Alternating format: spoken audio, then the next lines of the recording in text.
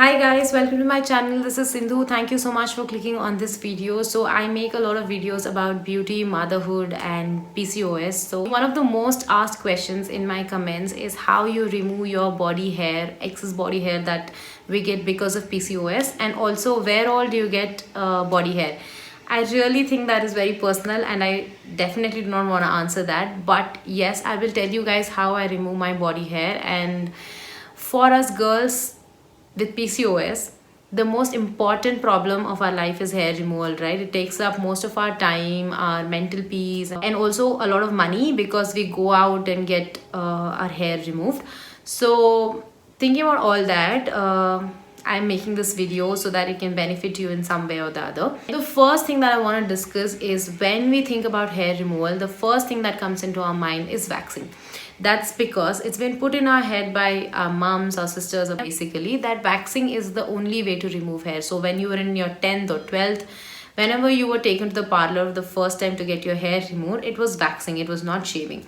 And you've always been told shaving gives you thick hair and gives you more hair. And to be honest, you guys, I've tried shaving for a year now and that is not true. I am someone like you guys who believe that waxing is the only way to get the hair removed and shaving was a bad way to remove hair. So I used to get my hair removed every 2 weeks. In that 2 week gap, my hair used to come back really soon and I used to feel really bad and embarrassed of just of my own body. And this is something that nobody commented about. It's something that I felt in my head, that I have a lot of hair on my body and I'm not like I cannot do anything about it. So it actually affected my mental peace. So what happened is, as time passed, I started to get hair back really soon. So I would get my hair waxed at around say 10 in the morning today, and by 5 or 6 in the evening I would start getting this really small hair, ingrown hair that would come out, and also little tiny hair that would pop out, and it used to bother me so much. I used to take a tweezer and tweeze out hair again after my waxing session, after paying so much for waxing and going to the parlor and sitting there for almost an hour and a half.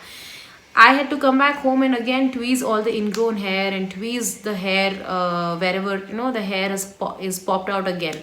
So what I reverted to when I got pregnant was shaving. It's been almost more than 2 years now and I've been shaving, and I'm never going back to waxing again because obviously I've found a better way to do it. So that being said, I'm gonna tell you guys how to shave in a better way so that your skin is not affected and you're not causing a lot of razor bumps or ingrown hairs. All of that issues can be avoided because for girls with PCOS we get thicker hair. It's not very thin hair that can be like ignored. So that's not it. I know I get a lot of thick dark black hair everywhere wherever I get hair. Removing hair is one of the things that is always in your mind. It has to be easy, it has to be economical. So I'm going to tell you guys how you do it in an easy economical way. Now, the first thing that you have to do is use a scrub. Scrubbing helps remove the dead skin of your body, and it also helps loosen or open your pores so that it gets cleansed and it doesn't leave you ingrown hair or bumps. And scrubbing your body part that you're shaving is very important. So take a scrub, invest in a good scrub which is like a big one, and keep it in your bathroom. So scrub whenever you want to shave. That's the first thing. Second thing is use a foam or a mousse. So this is from Dove and this is from Let's Shave. I really like the product, you guys. This is not sponsored. This video is not sponsored. This is a mousse or a shaving cream. So as you know, like men use shaving cream when they shave, right? So that's applies to women as well. Because with girls with PCOS have really thick hair, it is important that you use a shaving cream. Once you scrub, you have to apply this mousse or shaving cream. Applying shaving cream will help you glide the razor easily. It will help your skin be soft and supple. It won't irritate your skin too much. It will not make your skin dry. It will avoid the razor bumps. So yeah, applying a shaving cream or a mousse is really important. Once you're done shaving, the most important thing you have to do is run some ice or cold water on whichever portion you've shaved so that it closes the pores. One, if you leave your pores open, it can be dust accumulation in your pores, and it can lead to an abscess or a bump, or a lot of skin issues. And if you do not close your pores, your ingrown hair problem might increase. So yeah, it's important that you run ice or cold water on whatever body part that you've shaved. The next step, which is very important, is applying an aftershave balm or a gel.